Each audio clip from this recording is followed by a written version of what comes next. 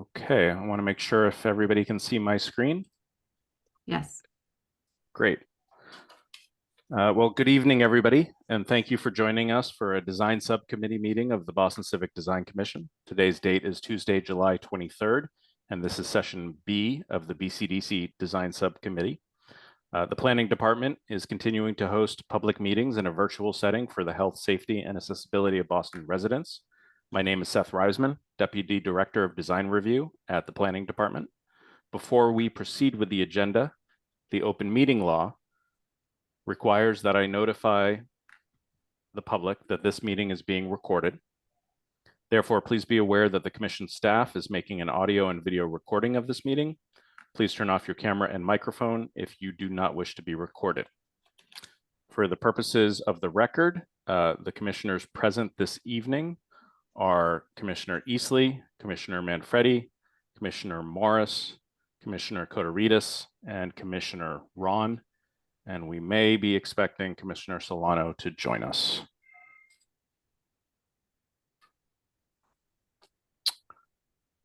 For tonight's agenda, we will include presentations for Wentworth Institute of Technology and Franciscan's Children's Hospital. Tonight's meeting proceedings will follow the typical BCDC Design Subcommittee meeting format, beginning with a brief presentation from the proponent, followed by comments from BCDC commissioners, followed by public testimony.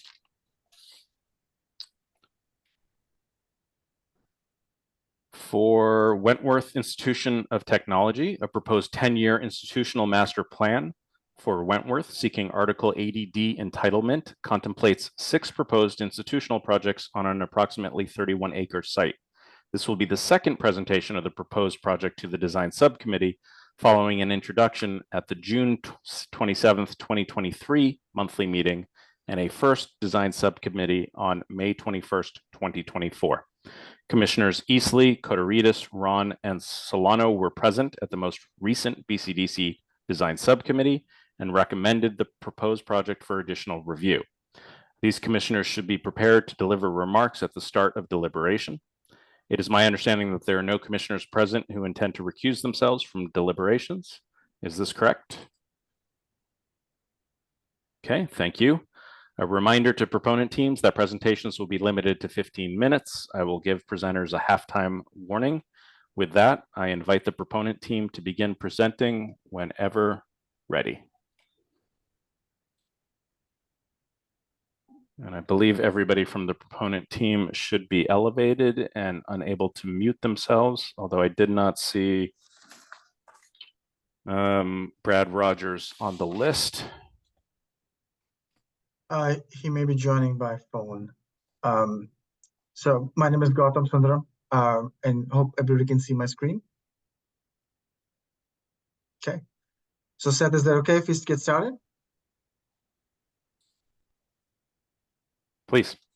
Okay. Thank you.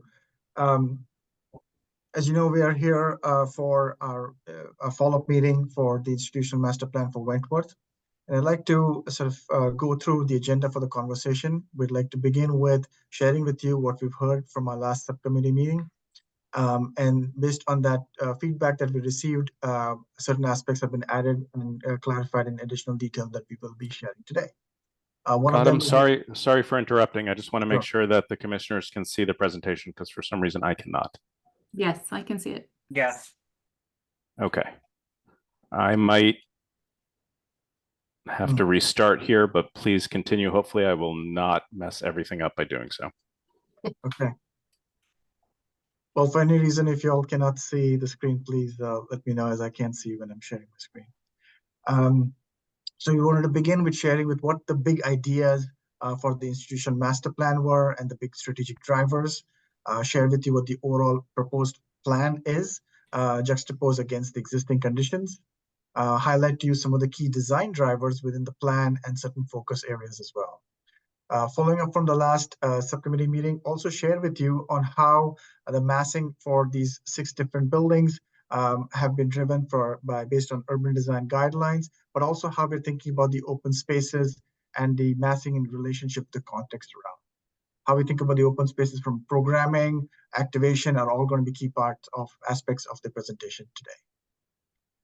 So, series of comments that we heard last time. One was to include a comparison of existing versus the proposed campus plan so we can see the impact of transformation and also the differences. Also to break down the key aspects of the proposed plan, specifically around circulation systems, especially when we have service and loading, to make sure that every one of these buildings and the existing buildings, we are maintaining the functionality as well without compromising on the pedestrian movement. To further elaborate on the open space framework plan, to share some figure ground diagrams that clarify the overall structure, but also to think about how each of these spaces is programmed differently and unique in their character as well. To provide big picture diagrams as to how did we get to this master plan, what are some of the key ideas driving it, and then to also clarify how we imagine these open spaces to be programmed from an activation standpoint and engagement to the broader community. So these were some of the comments that we heard last time, and we sort of organized our presentation to make sure that we address these and also share further detail based on the feedback we received. So I'd like to start with sharing with you a slide that shows the existing conditions of the campus currently on the left-hand side, and then the proposed plan on the right.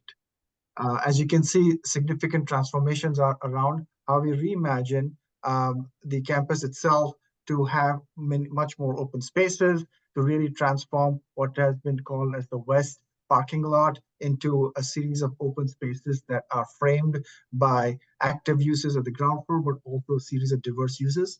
What is currently a circuitous path of a varying width between 5 to 8 feet of a pedestrian walkway that's called the Pike is reinforced as a wide pedestrian promenade that is framed by active uses, but also really creates this continuous promenade that connects all the way from Huntington Avenue towards the southwest corridor as well, as it starts to also engage with a series of these open spaces too.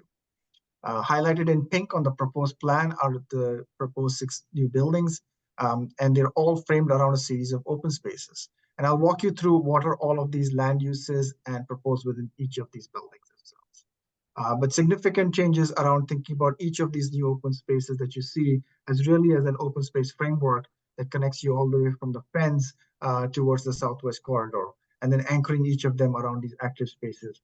Reimagining the front lawn as a space that not only engages with the development across Ruggles Street, but becomes a new gateway for our campus that really becomes the front door. That's not just a visual civic amenity, but really a programmable community park, a park that doesn't exist right now that could be used for much broader uses, not just for Wentworth, for the broader community as well. So next, I want to highlight to you what were some of the big ideas that are embedded within this master plan. The first was to really create a strong civic presence along Ruggles Street that not only connects us all the way from the fence, but also as it continues all the way along Ruggles Station as well. To reimagine that to be framed around the open spaces, but also to create a very strong presence for the Wentworth community at that front door, with a new pavilion that becomes the gateway for visitors, potential students, and as we continue to build partnerships, that becomes the front door to bring the community as well.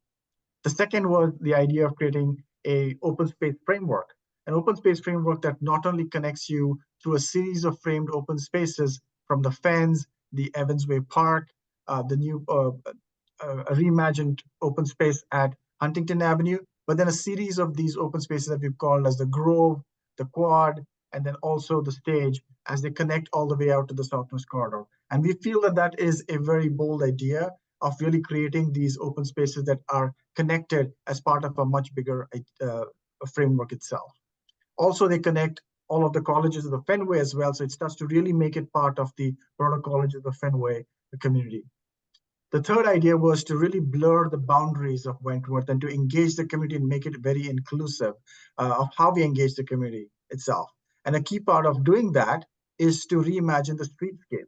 Reimagine the streetscape along Huntington Avenue to make it much more pedestrian friendly, along Ruggles Street, along Parker Street to make it much more safe for our students to cross along Parker, and then also along Ward Street. And all along those reimagined streets is key nodes and places about how we imagine a gateway to come into the campus to really make it a much more permeable campus that engages and brings the community inwards.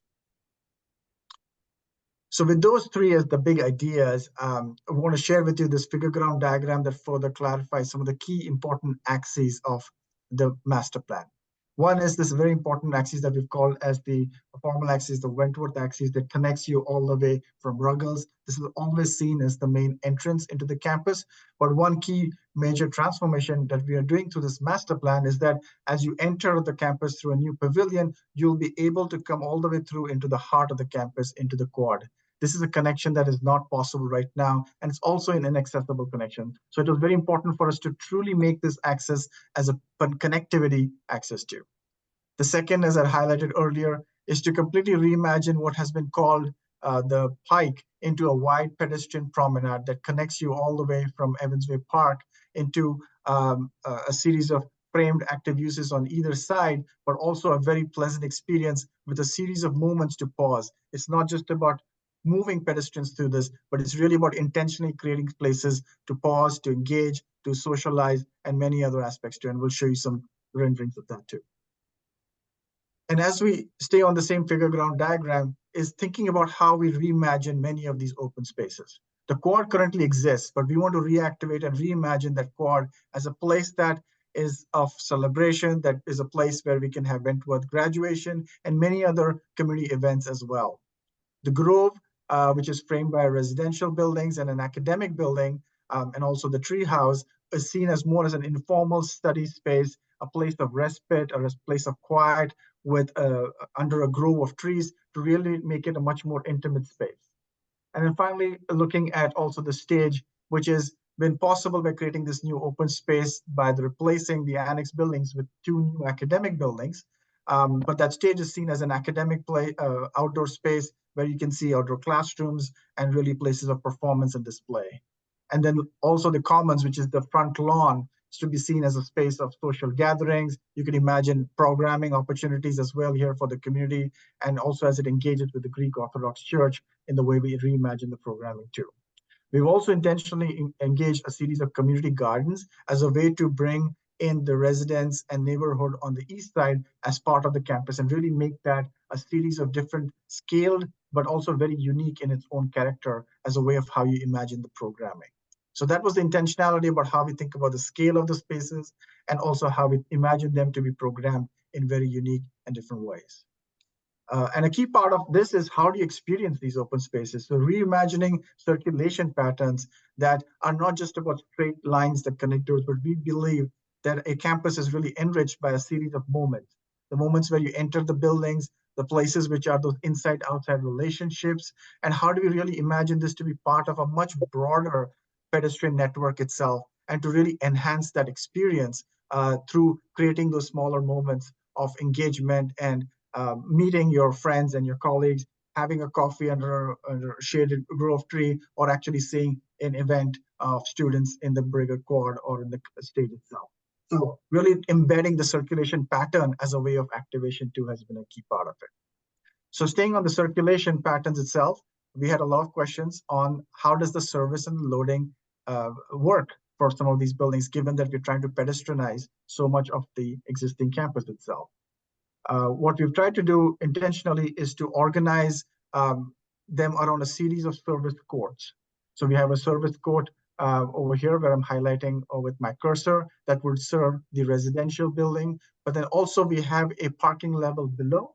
And through that parking level below, we will be able to serve the residential building here and also the academic building. This is typical on the campus right now, where they are serving different buildings. And so from an operation standpoint, we believe that that would be very much possible by making sure that we only have that service and loading in one location.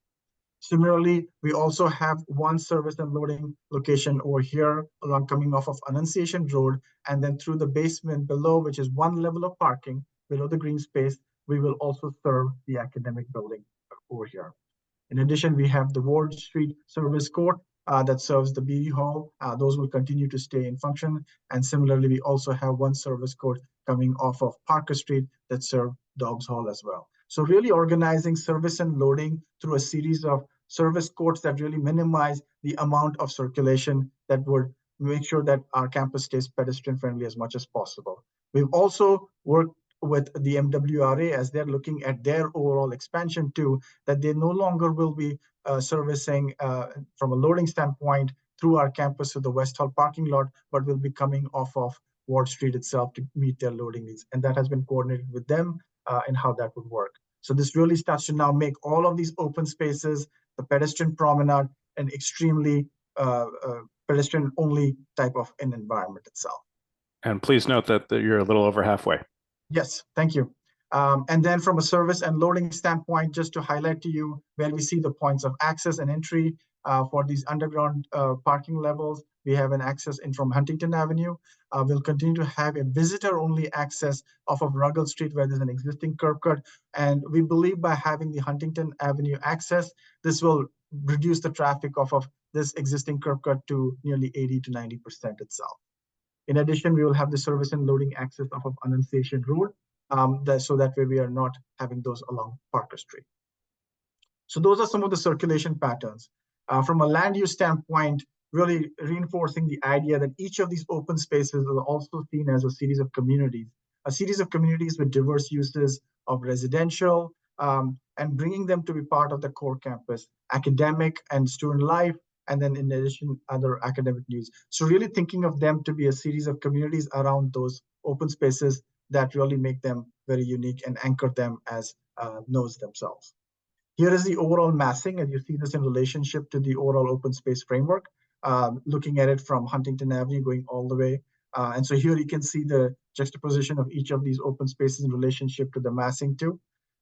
And then we have an additional view along this Wentworth Hall axis where you see this connection that we're making from Ruggles Street all the way to the core of the campus as well, and the massing for the residential tower. Now here from Huntington Avenue, you see the same. Adam, I'm sorry to interrupt. Can I ask you to stop sharing for a second and reshare Sure. in the hopes that we can have Commissioner Solano be able to see? Okay, let me start again.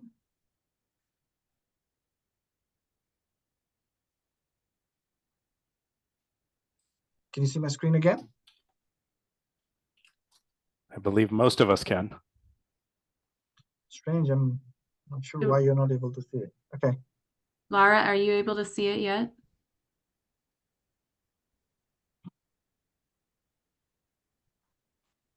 Laura, are you unable to mute yourself? I know she's been using the chat as well. Yep.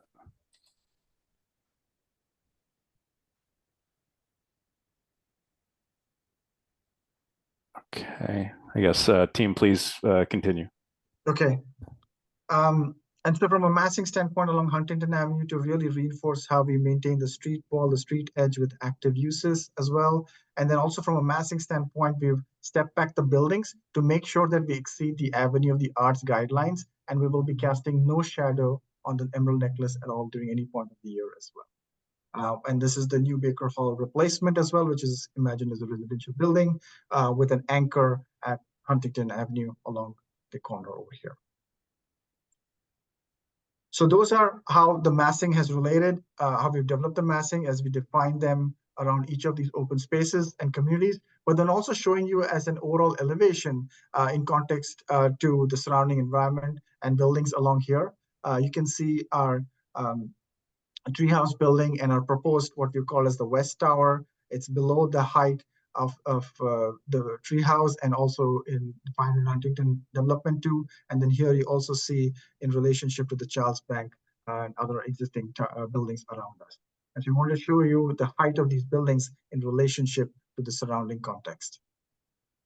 And so from the massing, I want to quickly move on to the overall open spaces, as I mentioned earlier, really reimagining the front lawn into a community park itself that's programmed for not only different types of activities, but also to introduce a lot more ecology and biodiversity as well. Here you can see a diagram about how we were spatially defining the space to make sure that we are maintaining the views to the Greek Orthodox Church, but also pulling the pavilion down so you could see the Wentworth Hall and really being respectful of the eaves and the roof as well. And here you can see a rendering of that with the idea of the pavilion to be the front door, making the building accessible and you can connect to the core of the campus.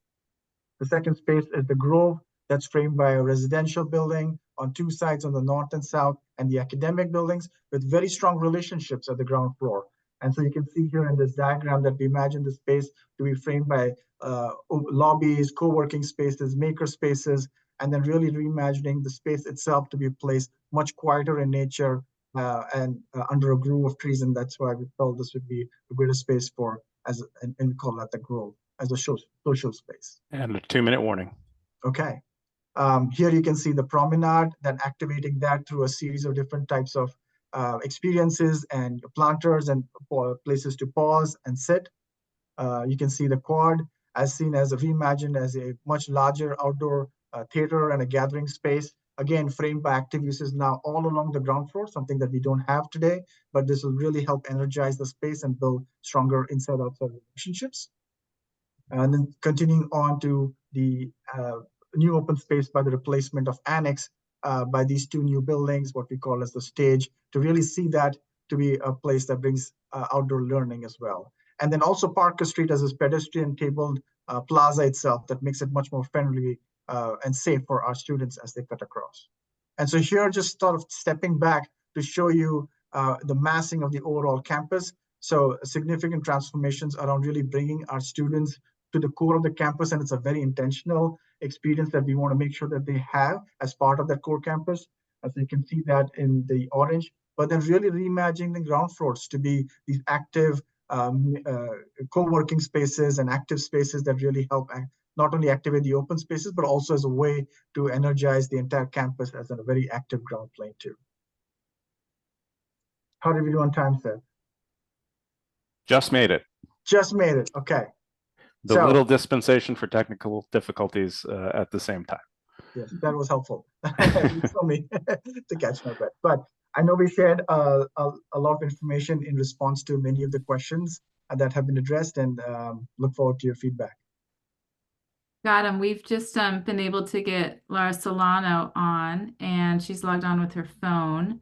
I'm wondering if you could go back to the open space. You had a couple of diagrams about open space, just so she would have the benefit of seeing those.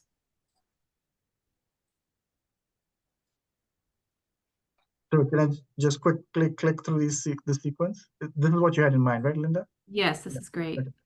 And also just about the slide that you had, the 3 diagrams that showed how the pike connected and how you were connecting with your district context. That also probably would be very helpful for her. Okay, so I'll just slowly click through these. So this is the reimagining of the front lawn. This is the reimagining of what is currently a parking lot into a grove. Also highlighting to you the promenade that really is much wider. It's close to 20 feet clear. That's framed by active uses in a beautiful mural wall. This is the main quad, framed again by active spaces, but also reimagined to be a larger for gathering. Then this is the stage, which is the replacement of the annex. And I want to make you all, oops, did I stop sharing? Yes. I don't see the diagrams anymore. Okay. Okay. You see it now? Yes. Yes. Oh my goodness. But it's it has the thumbnails rather than full screen. There we go. Okay, let me just get to that first set again. Sorry, I don't mean to make you dizzy.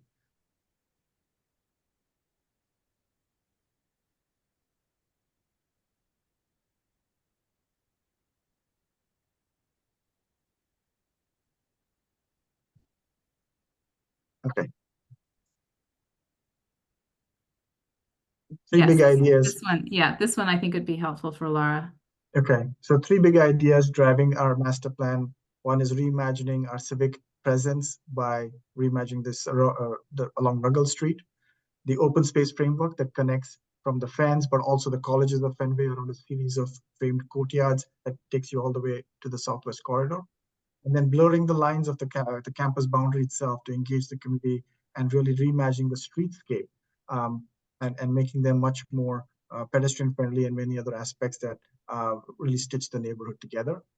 A figure ground diagram that really reinforces 2 very important aspects for us. One is what we call as the Wentworth, the formal axis, this pedestrian connection coming from Ruggles, now through a new pavilion, through the Wentworth Hall, into the main heart of the campus, and then reimagining what is currently a circuitous pathway into a 20-foot wide pedestrian promenade that is activated and energized by many, many different types of experiences which will hopefully connect us from Evansway Park at the minimum to Annunciation Road, but also beyond towards the Southwest Corridor. Thinking about each of these open spaces to be very different and unique in character as we program them, as they're framed by the types of uses around them. And so these are the diagrams around the programming of each of these spaces, from spaces that are very quiet and places for informal, to spaces that are much more larger for gatherings, celebration, and graduation, to places for outdoor classes and learning. And then also thinking about the Commons itself to be a place that engages the broader community, the Greek Orthodox Church, and ways that we could really make it as a public park as well, just as many of these open spaces that we currently have. And a key part of this is also stitching this with the circulation patterns, not only within our campus, but how we imagine this connecting to the broader context around us through a series of experiences, a series of moments that make it much more enriching. A lot of deliberation and detail that we have reviewed with the BPDA on how the circulation works, detailed plans about how the service loading, parking access would all work.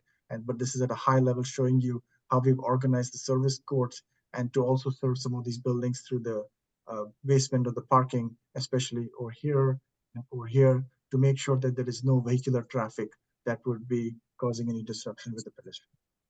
Adam, I think that that's probably great. Okay. Yeah, that's good. Thank you. All right, great. I'm glad that you can have audio connection with us too, Laura. So this is a lot to digest. I Very think clear, though.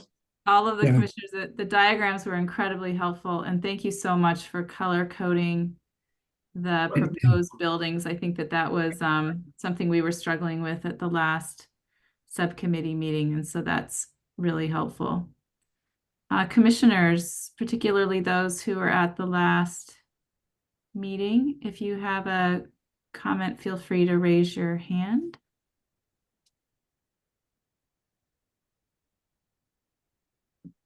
And as we're in subcommittee, no need to raise hand. I would say, please jump in.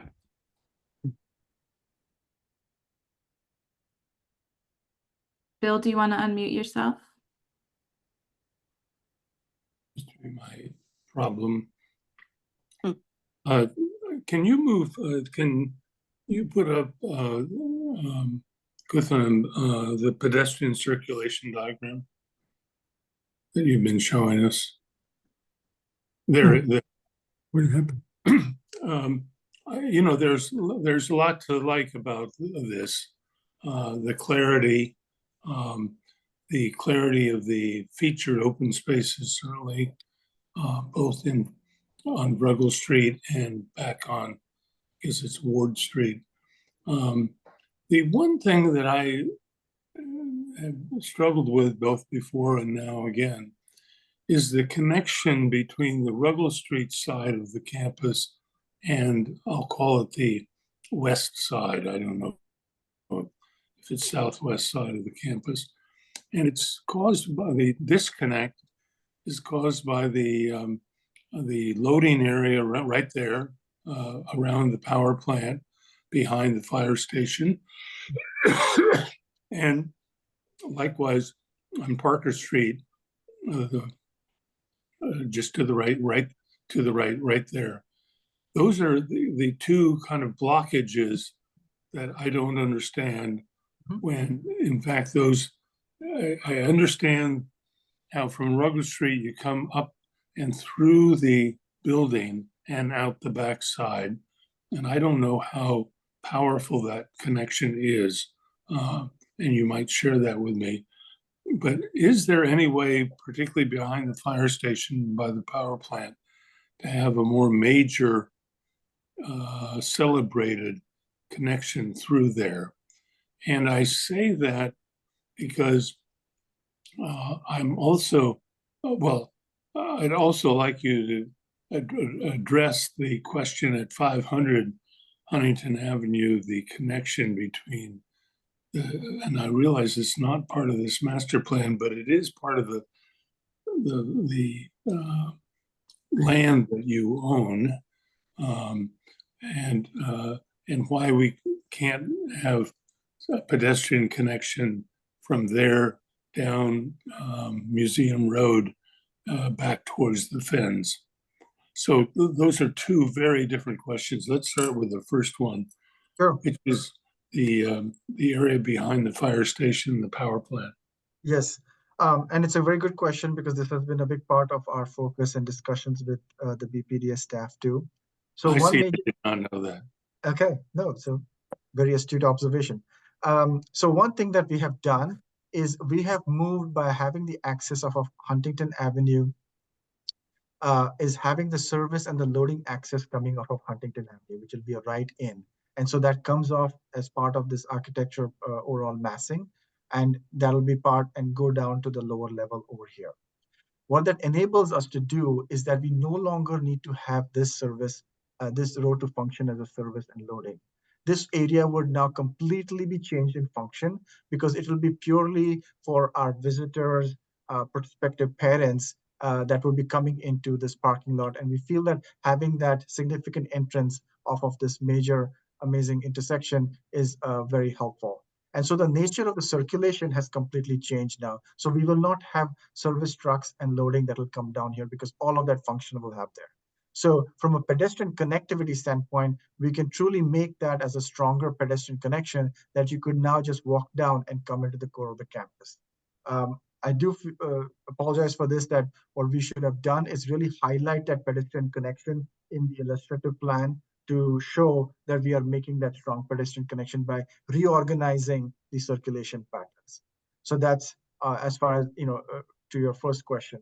The second is similarly as we've reorganized from a parking strategy itself, really making this parking lot off of Ward Street to be more like a parking court by having street trees along here, and then really thinking of how the circulation would be that comes in towards Dobbs Hall, that really makes it a much stronger pedestrian connection. And we imagine that pedestrian connection to be along the street side, coming down all the way from Ruggles Street itself. I want to clarify that I make sure I understood your question as far as the 500 Huntington connection. We had been showing a mid-block connection here that really aligns with the front entrance. Is that the connection that you're asking me about? No, I'm talking about the connection from the slot between the two buildings at 500, going across Huntington Avenue and down Museum Road, which is also a really connective tissue between several of the universities in this area. Yes. I do think that we should highlight that pedestrian connection because it is, and the architecture and the massing has responded to make that strong pedestrian connection. So we should be updating that. We agree. Bill, did that answer your question? It did. Okay. Catherine, can you unmute yourself? Yes, thank you. I wanted to thank you for the presentation. I wasn't on the first meeting, but just coming into this, I want to relate back to your big ideas. The first one being about creating a strong civic space and then building community partnerships. And when I think about the which slide it is, but it's where all it's basically the layout of where all the buildings and new proposed space will be. When I looked at the comparison between the existing and to where it is now, what I find interesting is the elimination or minimalization of parking, given that area, but wanting it to allow for more open space. And what I'd be curious to understand is how are you all defining accessible? Because I also think about not just students, but if you're considering larger events with graduations and that nature, parking is our biggest problem. And so that puts pressure on the other colleges of Fenway to have to lean into the things that you're eliminating in this process, in this design, that they have to compensate for that already have existing parking spots. So that's one thing, is just understanding how you all define accessible when it comes to your big ideas. And when it comes to the engagement with the public, whether it's students, faculty, staff, working with different organizations. I'm curious about that open space that's proposed. And given the context of new development that's further down the road for new communities coming in, but also existing, how you all plan to actually engage with community that, depending on how you answer and define accessible, may or may not align with where you're trying to go with this. Okay, I'll try to answer them one at a time. So I'll begin with, as you talked about, from a programming standpoint, we're having graduation and parking. So I want to first clarify that from a parking standpoint, while we have really taken away what have been significant parking areas, we do have one level of parking below this courtyard over here, and that will be accessed from Huntington Avenue. We similarly also have another one level of parking that's below, and that will be accessed from Annunciation Road. This allows us to eliminate a lot of the parking along the edges, which is something that we really want to transform the way our community looks back at us. They shouldn't be looking at the backs of our building as well. So from an accessibility standpoint, when we talk about the open spaces, is to make it completely uninterrupted, which is not to have any fencing, any impediments, and to make it completely accessible. So we have really paid a lot of attention as we think about the massing of these buildings to really have wide gateways, like 30 to 45 feet wide, to make sure that these open spaces are visible from what are public sidewalks themselves. So that way that any community member, that I could come from the fence, stroll down to the museum, go to the Evansville Park, cross Huntington Avenue, buy a cup of coffee and sit down in the grove of trees, and then continue to walk and look at what's happening within the gallery of the Wentworth Hall and what the students are doing, and make my way through the annex and maybe stay at the community garden here and then walk down towards the Southwest Corridor. All of these open spaces are seen as public open spaces, and that's what we mean by accessibility. The second part of the accessibility is the actual functionality, from making sure that they are ADA accessible spaces. All of the open spaces are ADA accessible spaces. We've also looked at how many of the buildings, like the annex building, is currently an inaccessible building. The Wentworth Hall is an inaccessible building. Is to making sure that when we are transforming them architecturally, we're making the buildings also accessible. And we may imagine maybe in the future a ground floor event for the community. We want to make sure that the ground floors are accessible, the buildings are accessible. So that's how we see accessibility, is to make sure that it is there are no impediments to bring the community in, but also we are following to how we think about from an ADA accessibility standpoint that these spaces are. As we think about engaging with the community, I go to your third question, I think. Joanna and others from the Wentworth community, we've had so many workshops and charrettes with the community around in many, many different locations, and I would urge her to share some of those, to hear from them what have been some of the feedback we've received. Dave Wallstrom from Wentworth has walked with many of the residents here to understand what some of the aspects are. For example, a lot of things we've heard from them is, we feel like the campus is turning its back on us. We're looking at the loading, we're looking at parking. And so really tucking those away and having open spaces along the edges, that's been a big intention, that we want to change the way we bring and engage with community. Did I answer your question? Yes, it does. Thank you. Thank you, Catherine. David, I saw your hand up earlier. Yes, it goes up and goes down. I don't know how that works, but got him. First of all, this was a really, really excellent presentation. The clarity of the thinking behind it. I was not at the last subcommittee, but your explanation and your diagrams are just communicate so well themselves. I've just got a couple of questions, and you just answered part of it, which was you're creating two below grade parking structures. They are there and there, and you said they were each one level. So, and I know you're building a new parking garage, or built a new parking garage down by the playing field on Parker. But there's got to be a reduction in total spaces here, and yet an increase in, I don't know how many total square feet of new construction. I'm congratulating you on that, but I'd love to hear your thinking about what's happening and how you can do that, because we continue to see more parking than I think we should be seeing. So in other places, I mean. And so how are you doing that? So, and Sean Manning, I think, is on the call too, and he should speak to the numbers. But I think the bigger overarching response, I would say, is to really, we want to go towards a pedestrian-friendly environment. We do believe in the broader principles as we think about traffic and minimizing parking spaces. This has been a big part of discussions with the BPDS staff as well.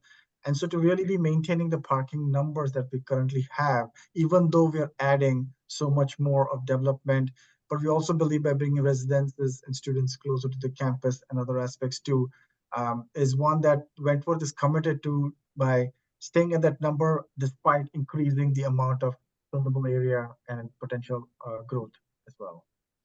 We also looked at traffic patterns and circulation, and from a level of service analysis standpoint, and some of those aspects have also influenced on where the access would be for these locations too. And if Sean, you have access to excellent transit here as well. Yes, and we have exactly. Sean, anything you want to add on the numbers?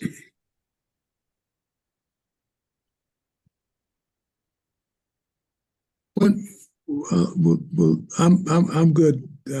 We may have lost Sean. The other thing I want to point out, and I know we're not here to talk about 500 Huntington, but Bill brought it up. You see how important Parker Street is, and Parker all the way from the what is that called, Punter's Pub, Triangle, right, all the way down into the neighborhood as a real street and not just an alleyway. And I think you're celebrating it along the edges of campus. You're celebrating it at the playing field, and I think it's really important on that. I guess that's the east as you cross Ruggles to the east side, or I think that's northeast side of campus. I think the plan is really thoughtful. I love the definition of those four major spaces. I wish there was a way to eliminate even a little more surface parking down by the service building. I think is probably absolutely necessary. But I get it that you need a little bit of you need some access to your special guests to Wentworth Hall. But boy, it would be nice to get rid of that curb cut on Ruggles since it's so close to that intersection. And there's no way to get there because you're diving down off of Huntington immediately into your parking below grade. There's no way to get back there off of Huntington. No, so this is only right in and then right out, Yeah. coming off of Huntington. And then we imagine this to be more like a plaza type, where it's got nice paving and it's purely for visitor access only, and it'll be a much smaller footprint than what it is. Yeah. Well, I think it's a really, really wonderful plan, Gautam. Really well done. Thank you. Thank you, David. Kathy, you had your hand up. Yeah, and I don't know where my hand went, but They're you. disappearing tonight. We saw you. We saw you. That's great. Thank you. And I too want to concur. This was a wonderful presentation and very, very clear. I appreciated all of the emphasis on circulation and pass-throughs and connection and as you said, blurring the edges of the campus.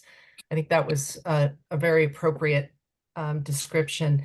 A couple of things that just struck me. One is the pavilion. While I want to agree with you and also acknowledge that you made some modifications to allow the main building of Wentworth, the Wentworth Hall, to shine. I think that's as time goes on, that in principle, I hope that you will be seeing that the architecture of that as being important to that axis that you're showing. It can be something that's very imaginative and also very welcoming, while also not necessarily taking away from the traditional entrance and what is really an identifiable icon for the campus. So I just hope in principle, or that the principles that you lay out for future design place a lot more emphasis on that.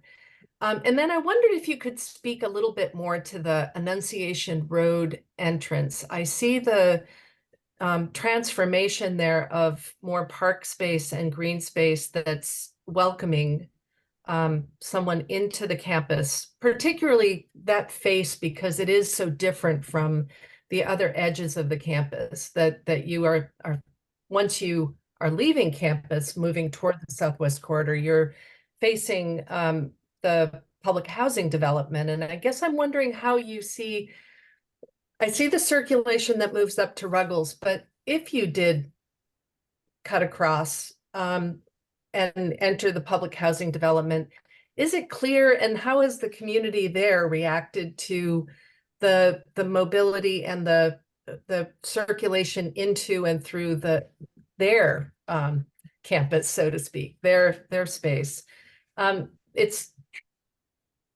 I see that your boundary ends there, but I guess I'm wondering how you may be thinking about the flow in and out of campus following your flow line to the Southwest Corridor. Okay. I'll start with your first question in reference to the pavilion. I 100% agree with you. It is going to be, it is imagined to be a very transparent volume that really respects that you see Wentworth Hall.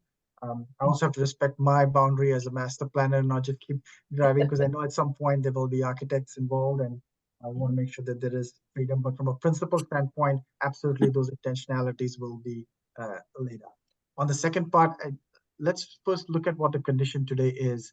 Currently, this is basically all parking along the edge. We have a little bit of a retaining wall along certain edges, and then we have an access road that brings you into the service and the loading off of Annunciation Road right over here. Now, this is a very important location for us because we are trying to make this a much more pedestrian connection, and make this a series of open spaces and a pedestrian connection that takes you into the Southwest Corridor. So what we did is, from a parking standpoint, as I said earlier, we have one level of parking below the green space over here. Is that parking level is accessed from this location?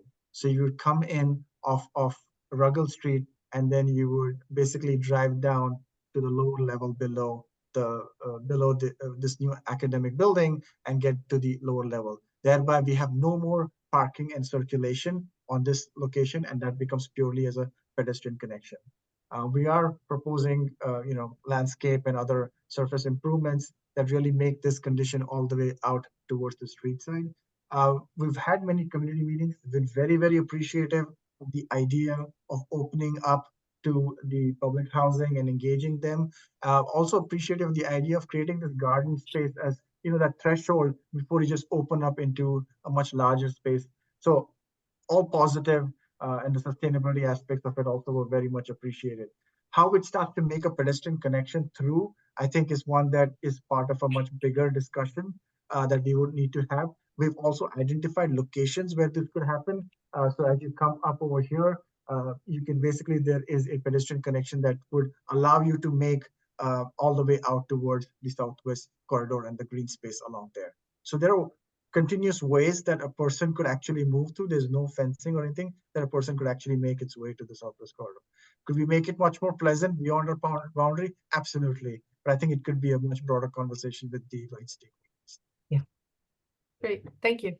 And just a reminder for commissioners, as we're here this evening for the IMP, which essentially creates the framework and the allowable zoning and overall program allocation for campuses.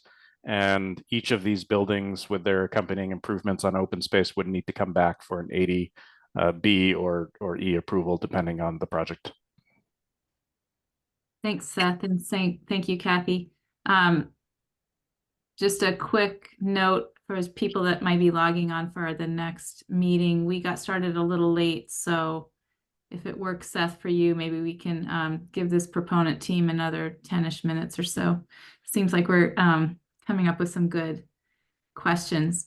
And Laura, I see your hand up, and I wonder if you'll let me just make a couple quick comments on the Sure. heels of Course. great, on the heels of Kathy. So one of the advantages, Gautam, of going kind of last with comments is that all 5 of my questions have already been addressed. But I had one more. Okay.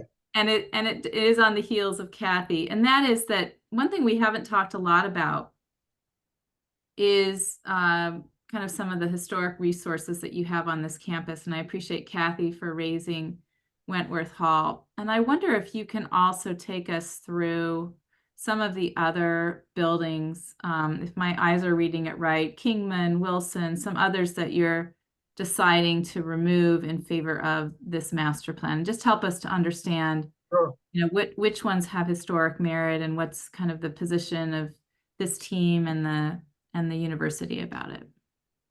So from a, historic is a, we have to be also careful how we use that word. And Dave also should correct me. The only from a character standpoint that we have talked about is Wentworth Hall. It's not registered as a historic building, but it does have a traditional character to it that we respect from its civicness of it. Kingman and Wilson are 1 to 2 story buildings, and they are very underutilized from as we think about the overall potential of how we want to add more academic buildings. So this is basically a 1 to 2 story building itself.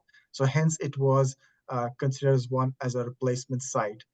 The other aspect is, as you see, it's connected to the power plant.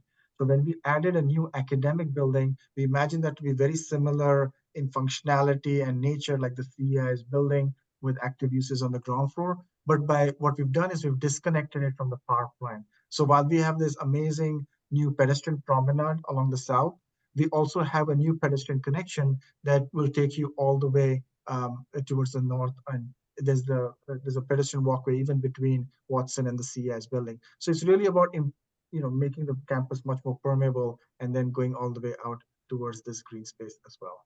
So these were the buildings that were looked at for a replacement and to introduce the new academic building. The rest of this is all parking lot.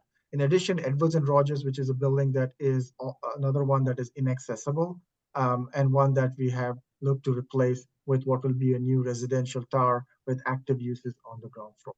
And then lastly, the annex buildings. It's a building that's completely inaccessible. It's extremely dated with many deferred maintenance concerns. And we believe by having this green space and then having new academic buildings, it's not only elevating from a pedagogy standpoint, but it's also making these as accessible buildings. So there was a whole building conditions assessment and scoring and an evaluation of the accessibility of each of these buildings that was done during the master plan. And that's why we highlighted these as potential redevelopment and replacement opportunities. Yeah, that's really helpful, Gautam. I think, 2 things really strike me about this master plan. The first is that you have, I think, so successfully removed what has always felt like a moat around your academic core with so much surface parking, as you're coming up across Huntington Avenue and feeling like you need to kind of cross that area of surface parking before you really get to the campus. Mm-hmm. And the same really, if you're heading east on Parker. So I wanted to commend you for that. And the second thing that feels very successful to me is the intentionality about connections. I think that you've done a good job demystifying the campus. Once you're on campus, that you know that there are connections, both by making things like the Pike a lot stronger and more legible, and also creating this really interesting series of connected open spaces. So I just wanted to compliment the team on both of those. Laura. Thank you very much for the presentation, and especially for backing up for me. I'm sorry that I had technical problems. Could you bring up the circulation diagram again?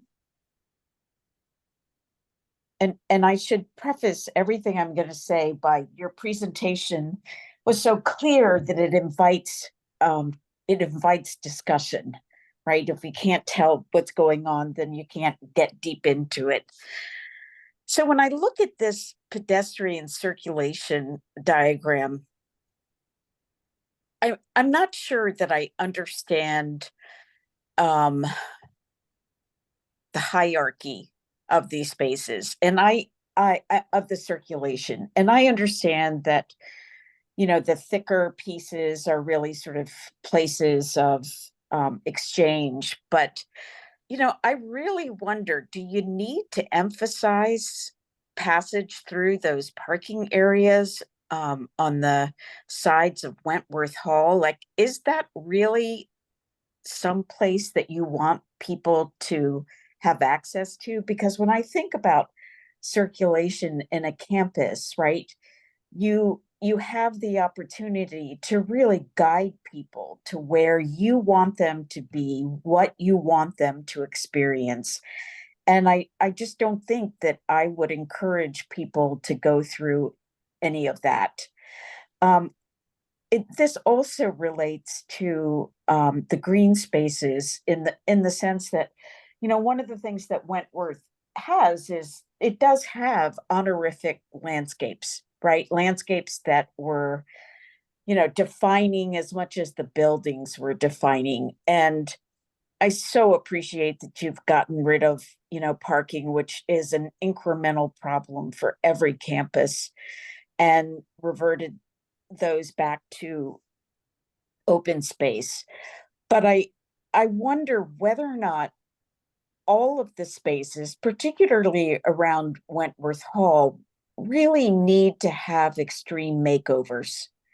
And is there some way for you to honor the landscape and the aspects of that kind of set up the original thinking for the academic core? Is there a way for you to leave some of that behind, or the spirit of it, or the clarity of it? You know, these Beaux-Arts kind of landscapes where, you know, there's axial aspects of them.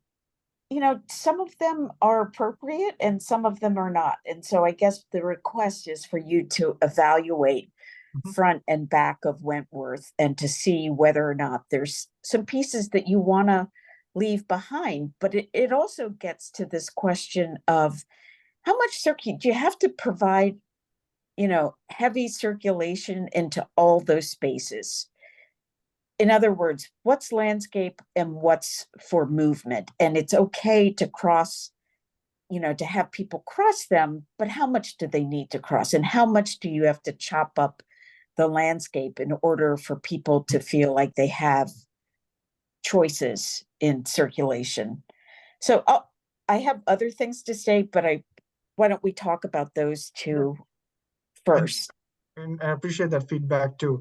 I think first is, I wouldn't see this as a hierarchy diagram. I think there is a pedestrian hierarchy diagram as we imagined, because I absolutely agree with you. As we think about really this, it's a new landscape that we are reimagining for this campus. And the landscape is what guides how we want the pedestrian flow to be. So what we, from a hierarchy standpoint, where we see the circulation to be, is that coming off of Ruggles Street, through what will be the new pavilion that brings you out into the campus. That's your primary, and that's how we want to choreograph from all of these different locations where you would come to our campus and then, you know, make your way. And that's the places where we want to make it interesting and intentional too, and welcoming. That is, it's like you want to go there. So when I'm standing here, that's where I want to go to. Then I want to go through this, and then I'm part of this core open space. Then I'm along the promenade, and then I either go left or right, and so on and so forth as well. So I 100% agree that how the landscape is treated is a way to how we are choreographing the space. The intention with showing this as the series of, you know, meandering was to really reflect upon how we think about this from an experience standpoint, and how the traffic flows work with it too.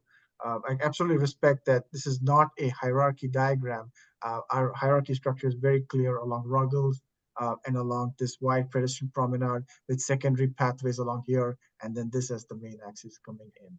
And the landscape frames it towards that. Yeah, but I would encourage you to go back and think about that hierarchy. because it's important in campuses, right?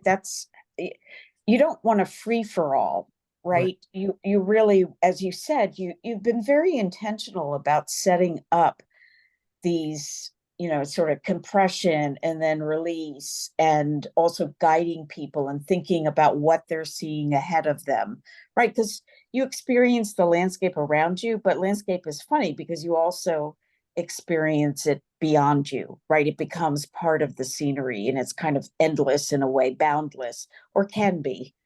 And then the other comment I made about, could you make some comments on, the complete makeover, I guess, of the landscape spaces, particularly those around Wentworth? Sure. Is it easier if I go to this sequence where we have the enlargements of each of these spaces? Or would you prefer that I go to the overall plan?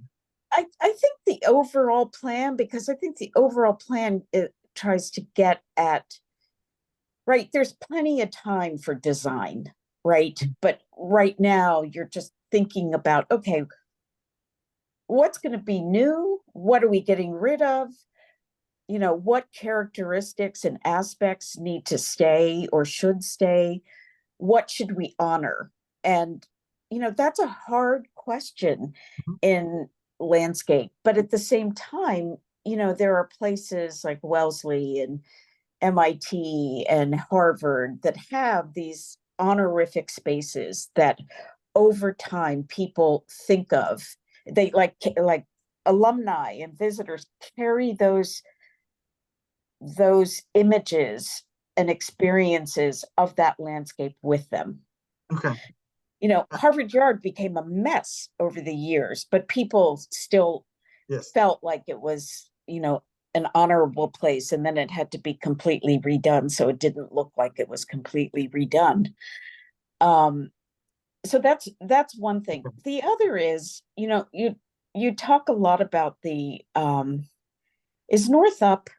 No, Yes. North is Slightly yeah, to the I see it's to the upper corner. I'll still say east-west, the east-west axis. Be careful when you think about that, because when I look at this and I think about somebody going down the street, I don't know that there's anything special about that corridor. It's very clear.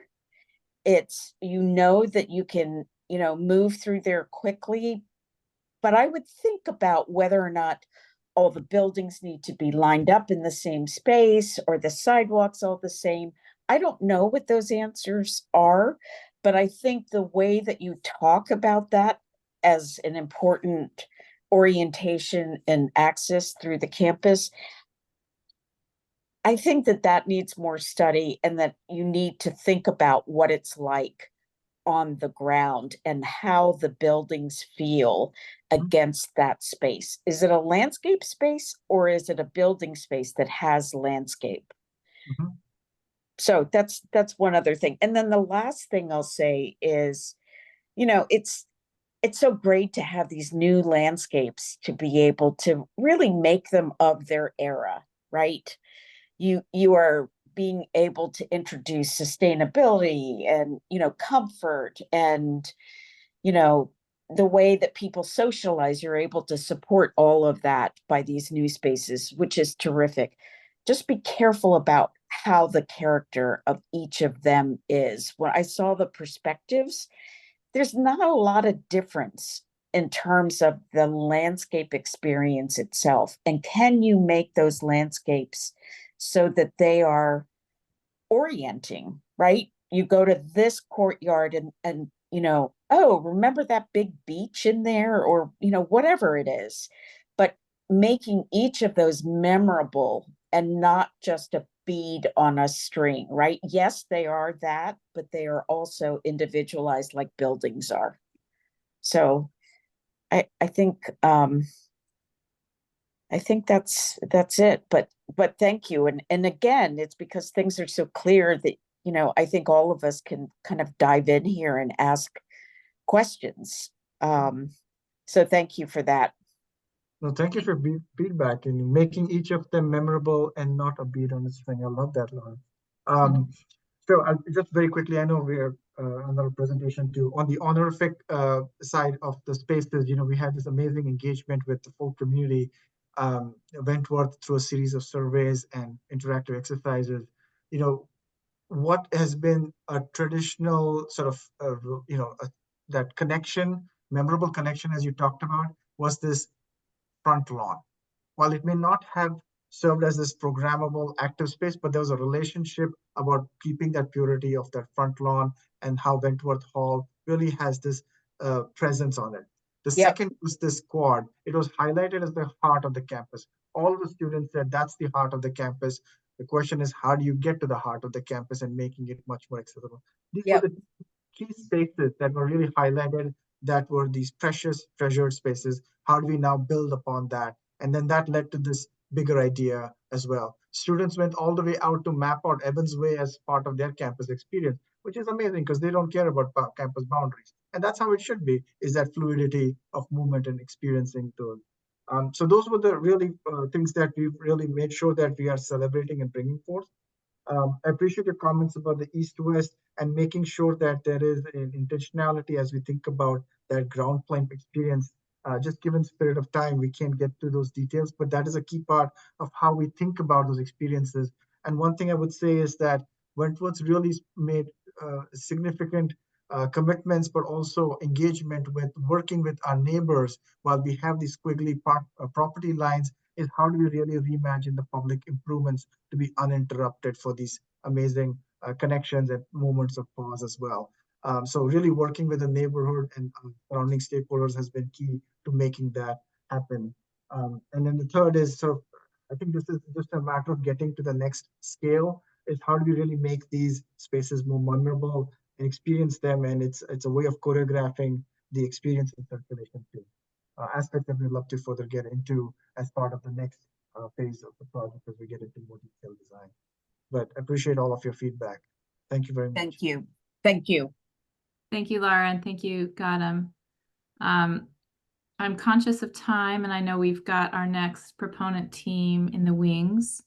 And Linda, we need to do public testimony. Yeah, and I just wanted to make a quick comment before we do that. So, commissioners, we have had a lot of great comments for Gautam and his team today about the organization of the site, some of the landscape pieces, the urban design qualities. What we didn't get to in any detail today was really the building massing. And, Laura's question reminded me of the last subcommittee. And I don't think Laura was there at that one, but Gautam, you had taken us through some sketches, some perspectives along the pike. And it was really informative in terms of understanding how building massing relates to open space and relates to the kind of urban edges of your site. So commissioners, just to give that some thought about how we'd like to handle that, and then we can come back and talk about next steps after the public comments.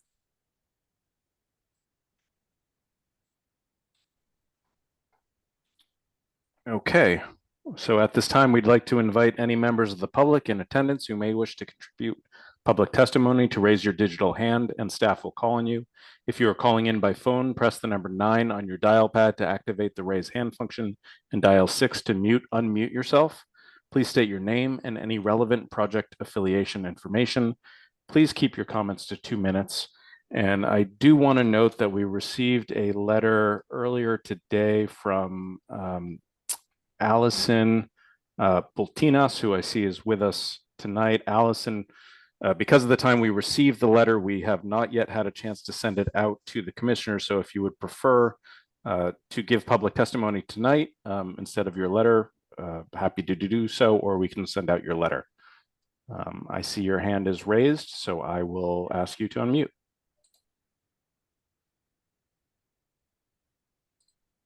Oh, thank you, Seth. Hi, my name's Allison Pultinus. Actually, I was going to speak about something different than the letter. The letter was about Albert Street and kind of tangential to the topic today. And I will be very fast right now. just wanted to follow up the conversations about the driveways. I don't think I realized that there was going to be a driveway behind the Greek Orthodox Church off of Ruggles coming into Annunciation. And so I believe that's a new curb cut. And then the other driveway you mentioned was coming near the fire station. So I'm assuming that's a shared access with the fire department, their surface lot there. I'm not sure, but whatever. I am kind of concerned about the impacts of both those driveways on traffic, and of course the existing curb cut that is for the west lot that's at Ruggles. The use of all of those is complicated because of how congested commuter traffic is on those two streets, Huntington and Ruggles. So that's the point I just wanted to make tonight. Thank you. Oh, and one other thought is Sean Manning had said he couldn't unmute. The secret I found was to when you have the button for accepting recording, you have to click that button saying okay. Otherwise, you're not allowed to unmute later in the meeting. That's how it worked for me. Thank you. Okay, thank you, Allison. Am I seeing anybody else for public testimony?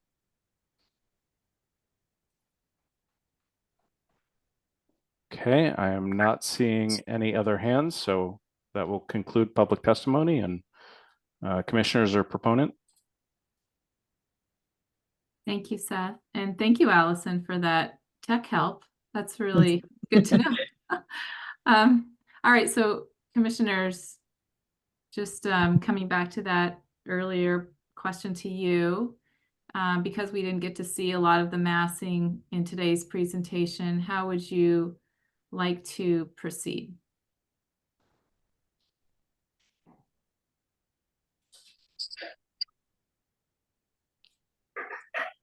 Bill? Me? You're asking me? I am. I thought that I heard you starting to make a comment. But am I not on mute? That's fine. Any other thoughts about how you No. all would like to proceed? Oh, Well, go ahead, Bill. I'm happy to, I think a discussion of the massing implications of this is entirely appropriate. I think the plan has impressed most of us as being thoughtful.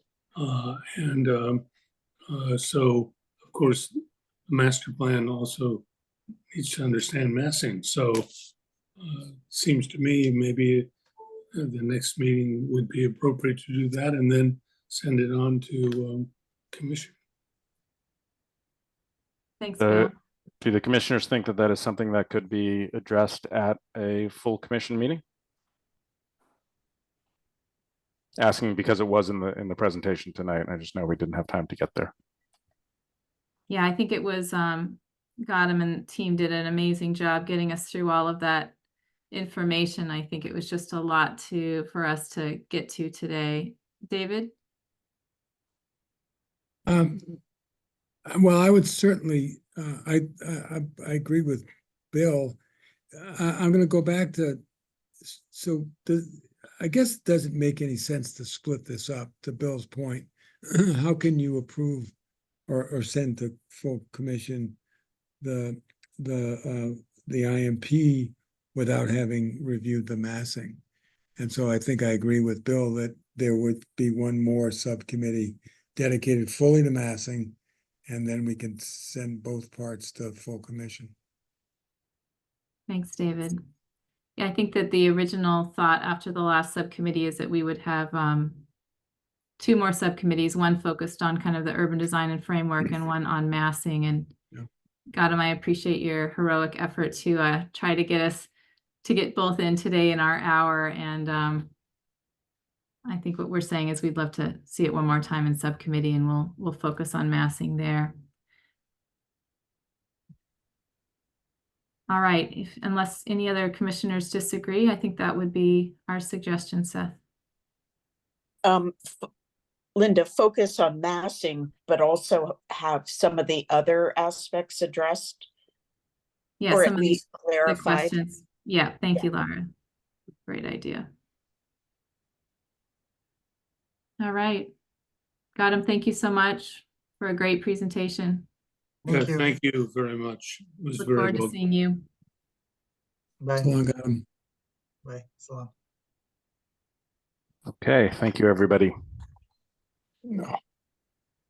Okay, next we are going to move on to Franciscan's Children's Hospital, both IMP and ADB for their proposed building. A 10-year institutional master plan for Franciscan's Children's Hospital seeking simultaneous Article 80D and 80B entitlement contemplates approximately 265,000 square feet of hospital uses in a single building to be constructed in phases on an approximately 10-acre site. Okay. This will be the 5th presentation of the proposed project to the design subcommittee. Following an introduction at the October 3rd, 2023 meeting, followed by design subcommittee meetings on January 16th, February 20th, May 21st, and June 18th, Commissioners Easley, Manfredi were present at the most recent BCDC design subcommittee and recommended the proposed project for additional review. These commissioners should be prepared to deliver remarks at the start of deliberation. It is my understanding that there are no commissioners present who intend to recuse themselves. Is this correct? Okay, hearing none, thank you. A reminder to proponent teams that presentations will be limited to 15 minutes. I will give presenters a halftime warning. And with that, I invite the proponent team to begin presenting whenever ready. And you all should be elevated to co-hosts.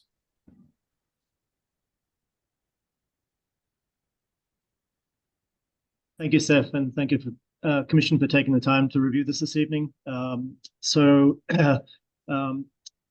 From the prior meeting, what we heard was, is there, just very specific questions? Is there an opportunity for a therapy garden for the public? How can there be a feeling of security along Warren Street? How are patient families' parking lot protected and screened? Show development of the clinical buildings, materiality, architecture, and how it relates to the context and character of Warren Street. Can the main entrance to the clinical building be more evident? And so we've really sort of focused on developing our landscape and developing the building materiality. And so hopefully we've got some new information. We did get sort of late breaking news from the BPDA since we submitted our prior presentation. So there is new imagery in this than the package that we sent. Just as for context, Franciscan Children's Hospital is a relatively large campus on Warren Street. It is in a sort of institutional area with Brighton Marine across the street, Brighton High School across the street, Boston Green Academy next door. To the north, there are some smaller residential buildings, and we are a connector street between Com Ave and Cambridge Street. From the prior presentation, and for the people who may not have seen this before, the goal is to completely reimagine the campus. And so the IMP plan is really to completely reorganize the campus and remove a significant number of buildings and build a new state-of-the-art clinical building that will meet the needs of Franciscan Hospital for the foreseeable future. And I'm going to hand it over to Jim Haru, our landscape architect, because he has really been instrumental in developing the overall site approach.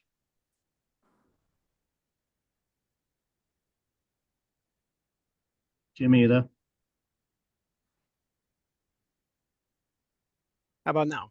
Yes, you are here now. All right, thanks. Thank you again. As you saw in the previous slide, Martin was very clear in that this is a totally built site with parking, and it hides a real natural condition in Kennedy Rock at the back of the site. And the goal for this was to create a green continuity through the site, connecting it from the southeast to the northwest corner where Kennedy Rock is located. as well as provide, I thought actually, Sean asked a great question. Can the therapy garden, for instance, be a therapy for the public? And that's exactly what we're trying to do along Warren Street. Being an institutional street, you can see that it's basically a narrow sidewalk up against the green corridor.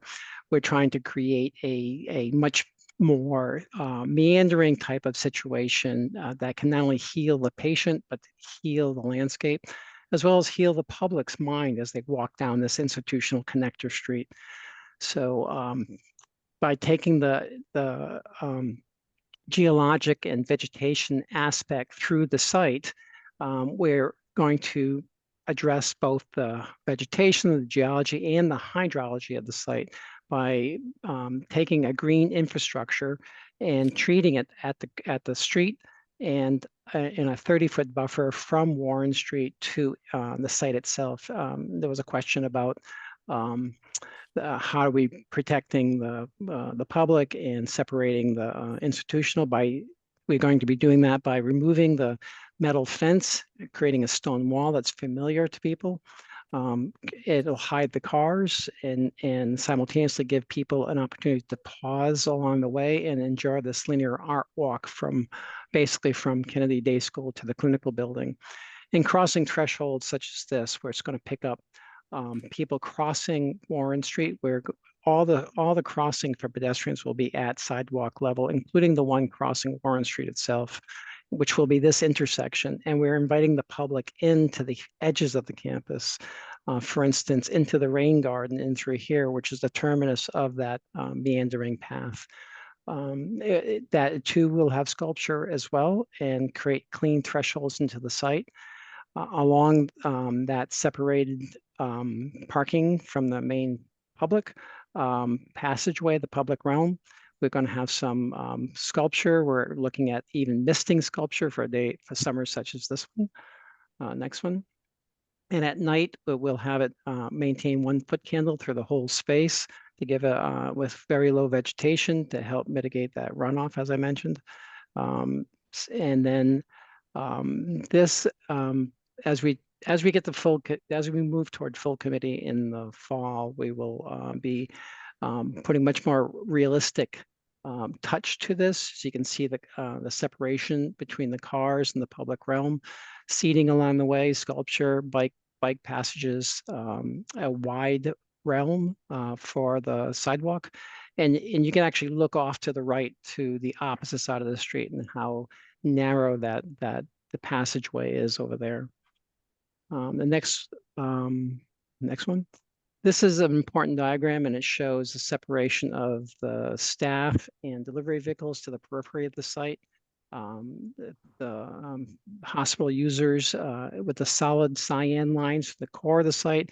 And then, as importantly, the dashed cyan lines, which pick up people from the bus drop off at Cambridge Street, heading toward the Warren Street Green Line stop to the lower right-hand corner.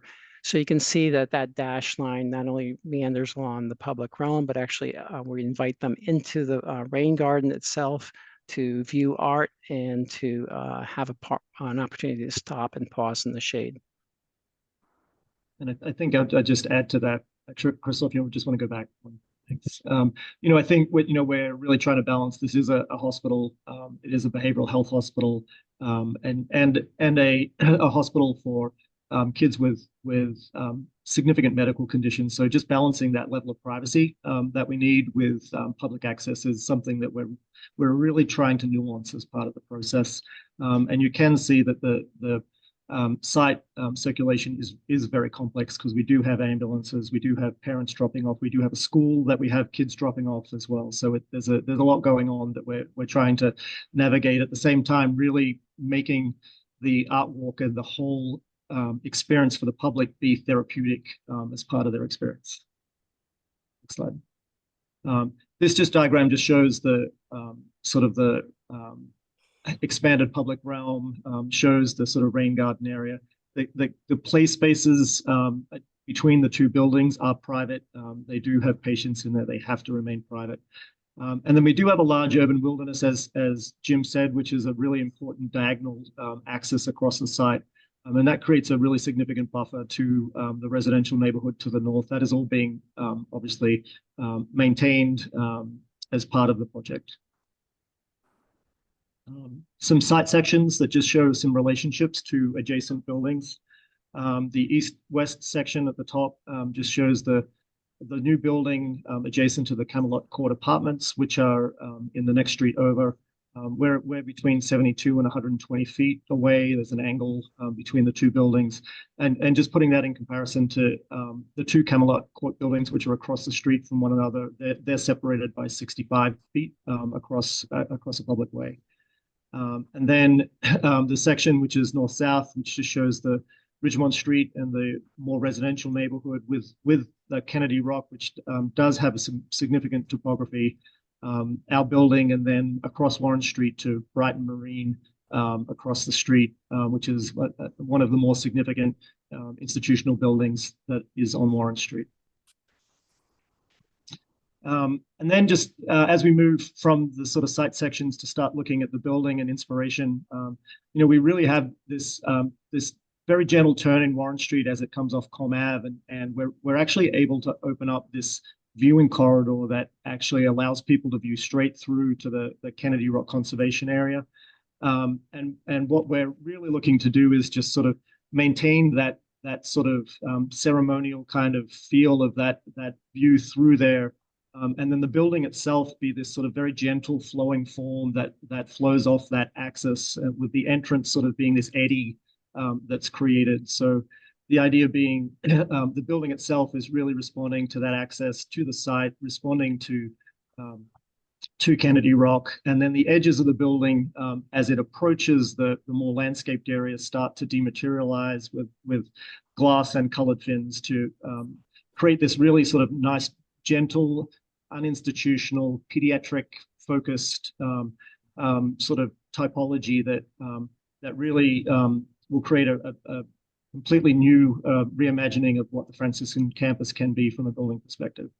And team, you're over halfway with about 6 minutes left. Okay, thanks, Seth. The ground floor of the building is anticipated to have some larger and more sort of open, engaging type spaces that will connect to the site. So the idea being that the cafeteria will be very prominently displayed, which will create some energy as part of that, with potential outdoor seating as part of the cafeteria. And then some of our therapy gymnasiums, which will be connected to the therapy garden, allow that sort of flow from sort of indoor therapy to outdoor therapy, as well as our lobby. And then another piece of this is our vertical circulation, the two red rectangles, which are just adjacent to just north of the cafeteria, are our main vertical circulation.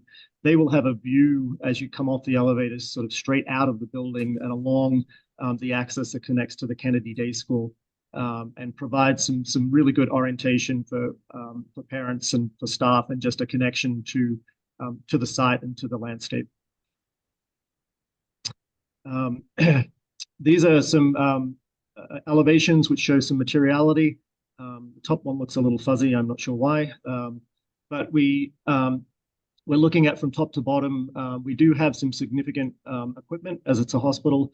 Having a perforated metal screen that sits in front of our penthouse that creates, again, this sort of softness to it that makes it read a little sort of less permanent. The brickwork for the building is proposed to be multicolored blonde brick, in a reference to the campus, which has historically been a blonde brick campus. So it's sort of a modern interpretation. Our building ends are curtain walls with glass fins, triple glazed, and then our openings are basically punched openings, with the idea that we have some colored glass in each one of them. So in each of the patient rooms, they just get a little moment of sort of colored glass as part of that experience. We do have different programs on different floors. So the windows are consciously designed to not line up, because as we got into more detail, we're not going to be able to line them up precisely, but we do have some precedents of how to do that well. And I think that's something that we can talk about too. This is some material precedents. So the perforated metal screen for the penthouse, colored glass fins on the curtain wall elements, particularly sort of as they sort of start to again dematerialize as they hit the landscape. That detail will also be over the main entrance, so it signifies the main entrance area. And then our multicolored blonde brick, you can see as well as the material example. Just reiterating on the facade, you're just looking at, we have two different modules that we're working with. We have a behavioral health floor, which are smaller rooms that all of these are bedrooms that require windows. And so just being able to have our punched openings have some flexibility to them allows us to sort of create a balanced facade that's not perfectly symmetrical. And that's actually done quite well at the Joshua Quincy School that's actually under construction on the Pike. A couple of just sort of close-ups of the building, just showing ground floor and connectivity and sort of engagement. You can see the flowing facade, the glass fins, the physical therapy space that would open onto the therapy garden, as well as the promenade. Not showing materiality on that as yet, but just gives an indication of sort of how the building will feel close up. And then just another view a little bit further along, sort of as you approach that and approach the entrance area, and also just shows the connection to the buildings across the street, which are masonry buildings with punched openings, and again, just sort of the idea of maintaining some connectivity to those. These are a series of images that are not 100% fully baked, but they're just pulled from our Revit model that just shows some of the other views of the building. So the rear of the building, we're proposing to simplify it, would just be a one color brick with a similar arrangement of windows, and then just views from the streetscape that just show just sort of how the building sits on Warren Street relative to what's the buildings across the street. And about 1 minute left. Some additional views out from the therapy space into the therapy garden, from the therapy garden back to the building, and then just the other view along Warren Street. And then very quickly, the building is to be built in two phases. We're actually calling them sequences because phases suggest that there would be a significant time frame between them. We do have to get DPH approval to occupy the first phase of the building, but the idea is that to actually open up the campus to be able to build the building, we have to maintain some of the existing buildings on campus, which requires us to build it in two parts. So the idea being that there'll be a first phase where building 5 on campus will be removed. That allows us to build second phase, and then that would then complete and allow us to remove pretty much all of the existing hospital buildings on campus to be able to execute the master plan. And please wrap up. And this is the final image. So this just shows the building in context sort of site, the amount of open space that will be developed as part of the overall landscape plan. Just gives a sort of indication relative to the size and scale of the adjacent buildings as well. Thank you. Thank you, Martin and Jim. And as Martin put up at the beginning of the presentation, I think David and I and others were at the last subcommittee, and we had requested some updates on the site and landscape, but primarily wanted to use the time today to talk about the proposed building. And David, I don't know if you want to lead us off since you were at that last meeting, or if there are other comments from commissioners, feel free to raise the digital hand. I'm happy to lead off. To your point, Linda, we said what we were really looking for was a little more specificity, that we didn't fully understand the building, and obviously we understood the site, and the strategy, which I think is very sound.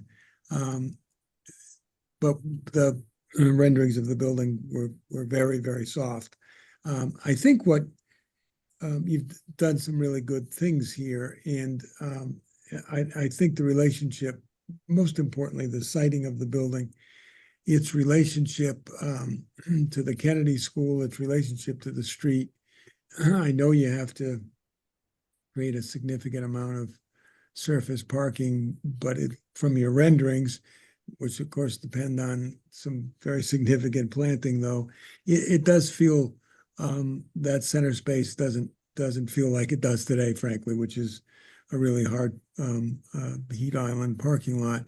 And the diagonal to the Rock, which is really quite an extraordinary thing. That urban, it is a rock. It's a real urban wild. I'm still not, and I think there's, as I was saying, I think there's some very nice things about the building. I think the precedent you showed of the color of the brick, and you're implying a special brick, a Normand or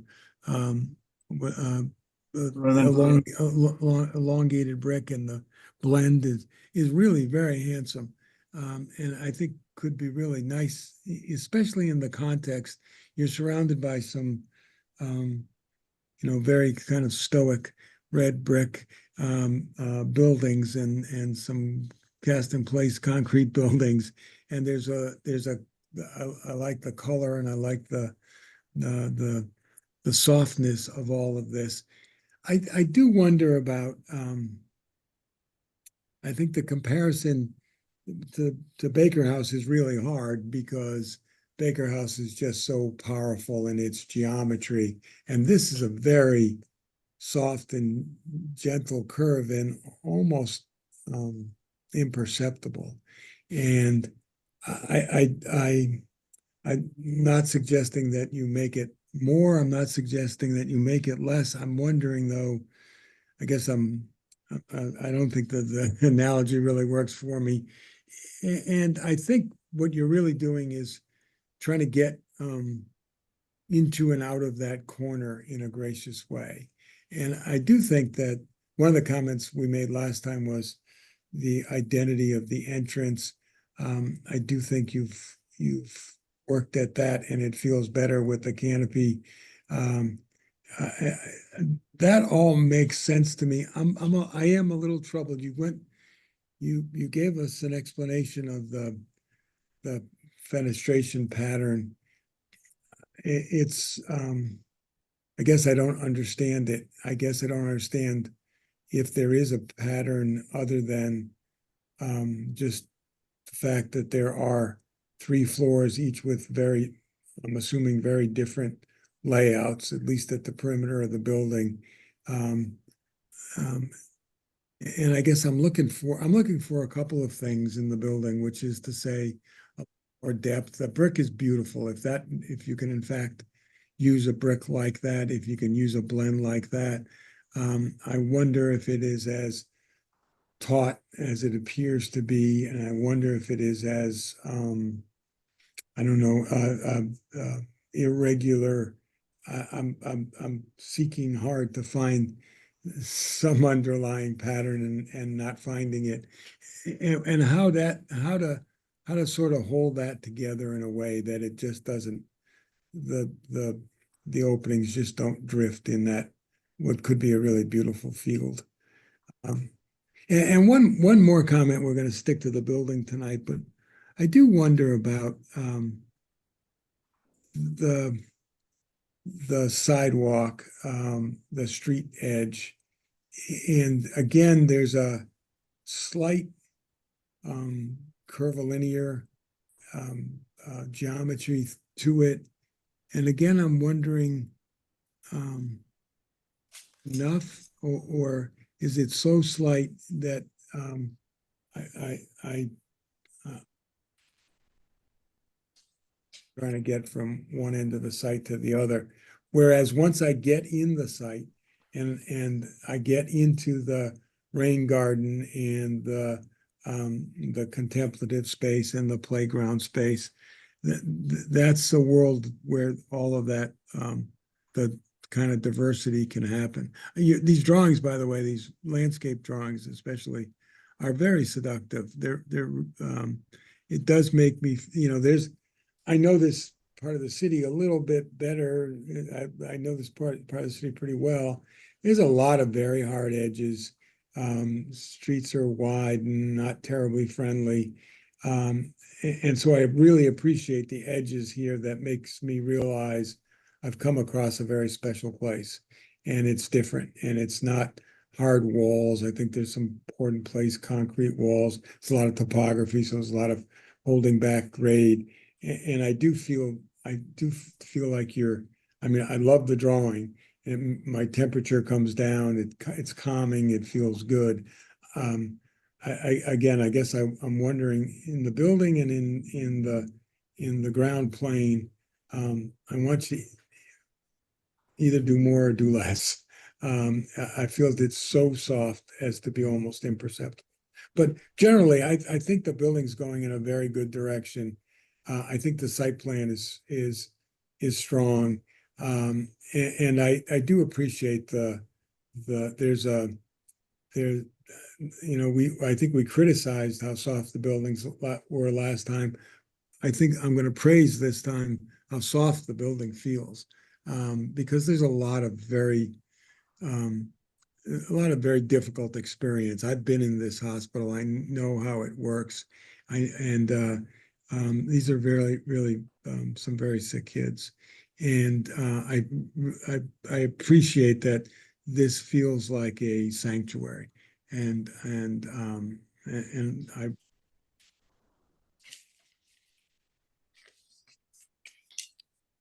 Thank you, David. While we're waiting for other commissioners' hands, I can just add a few of my comments. Along Warren Street, was thinking about David's comments and also thinking about Shauna's comments from the last subcommittee. And I think what she was asking for was some differentiation along that pathway. And I think, as David is saying, there are very subtle moves there. I do think, though, that it is improved from the last time I saw it, and I can see some intentionality about how art might occupy not only the sidewalk along Warren, but other portions of the site. And I know on your diagram that those seem very, evenly spaced out, and that'll come with design as you decide where to place that art. So I like the direction that's heading. For the building, and this is a great diagram, the piece that I'm having a hard time with is kind of how this building works together compositionally. For me, I find the kind of middle part of the building, that second, third, and fourth story, quite compelling, I think, with the colored glass and the fins that you're talking about, David's comment about the brick choice, and even the announcement of the entry with that curved facade feel very similar to how you talk about the building and how you want it to function for the families and children who use it. That seems like it's one language. And then you have the penthouse, which does not take any of that curve into account, has a very different materiality, as does the ground floor, which part of it feels cantilevered. And then you have a portion that is the canopy that feels an altogether different language. And so I'm curious about whether the team has thought about maybe unifying the building a bit more, making it feel kind of more of a singular design rather than having this very different top, very different base. And then, in my opinion, a more compelling body of it. So that would just be something that I would add, and actually love to hear your comments about. Yeah, I think certainly just speaking to the ground floor, I think the idea that we were sort of lifting up the building and the articulation of floors 2, 3, and 4 was really the idea that there is this almost like it's floating like a ribbon, and so it actually, by lifting it up and being able to sort of walk underneath it, you get to really experience that idea of it being kind of soft and gentle, as sort of described. And I think we haven't probably gone into enough detail about exactly what the glazing is on the ground floor and things like that. But I think the idea of it being active on the ground floor was something that we were also looking to do as well. So I think that was a very conscious decision. I think the penthouse for healthcare buildings is a struggle. You know, there's a significant amount of equipment here, and I think the idea was that if we made it softer from a materiality perspective, that it would sort of without curving it or spending, you know, a lot of money on a part of the building that is set back and is sort of like the backdrop for it, that we would be sort of, at least in material, creating that same kind of soft feel to it, so that you can see through it. It doesn't feel hard. It doesn't feel like a barrier. And you can, as you can see in this one, you can just get glimpses through the top of it to the sky, just to sort of develop. It's almost like a backdrop to the building. I guess that's the way we were sort of thinking about it. Yeah, and I actually think the way the cantilever works really nicely. I actually like that the building is floating.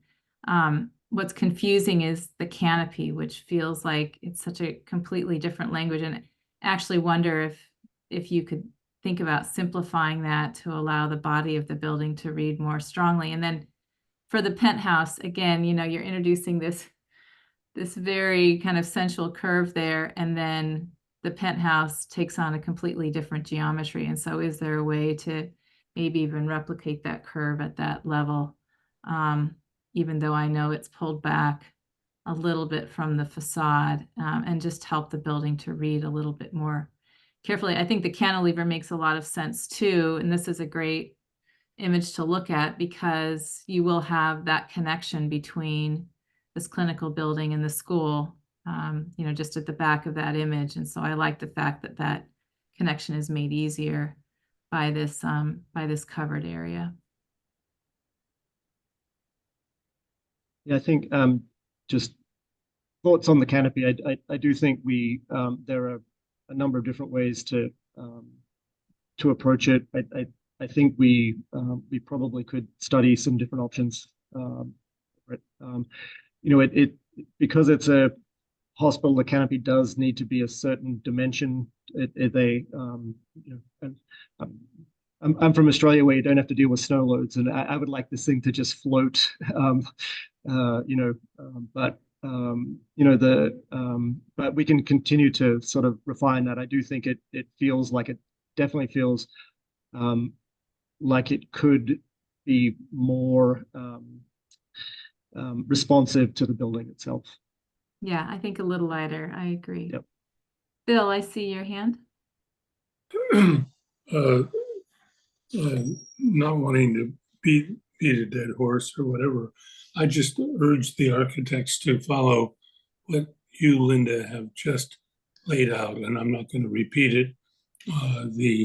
This is a building that actually has the opportunity to be a very fine piece of architecture, particularly dominated by the midsection sections, floors 2, 3, and 4, as well as the overhang and ground floor.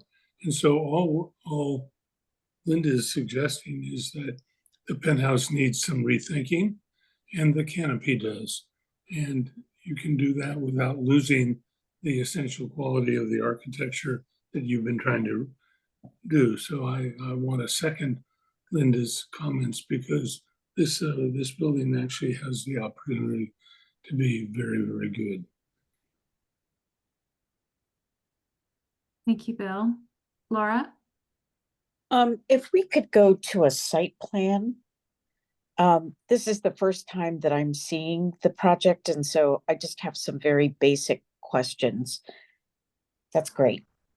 So the road that rings the back of the backside of the site, that is for service?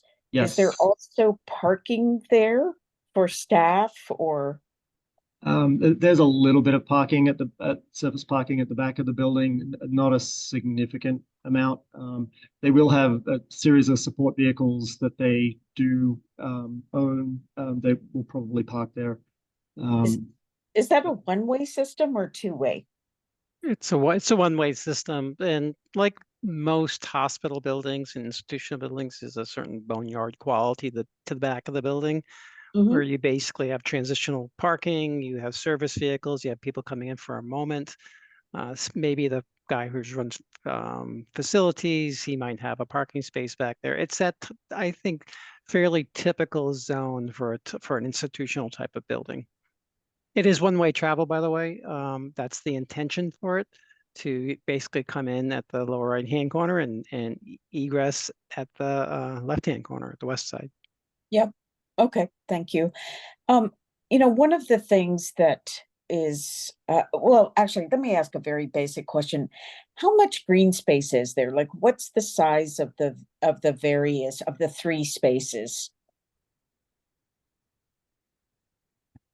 I don't know if we know the number off the top of our head. I do know that we did have a pie chart that showed existing and future condition on a prior presentation, and where the site is becoming significantly more open as part of the overall development. Here we go. So 57% of the site is being sort of dedicated to either hard landscape or soft landscape. Right.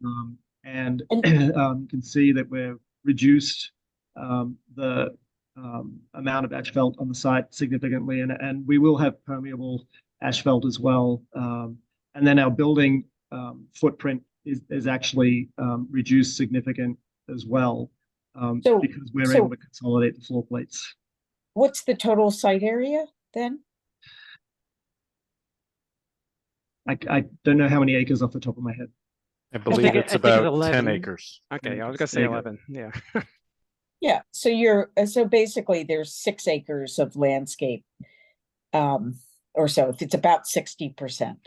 Yep. So, okay, so that's great. That's a significant amount.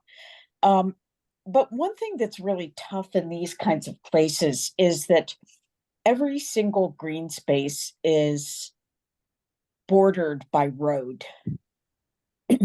And there are significant sizes, but I'm wondering whether or not there can be, you're already thinking about the topography. I'm wondering whether or not there can be, can the parking be suppressed so that as you're looking across the site, you're really kind of looking over the top of roofs of cars.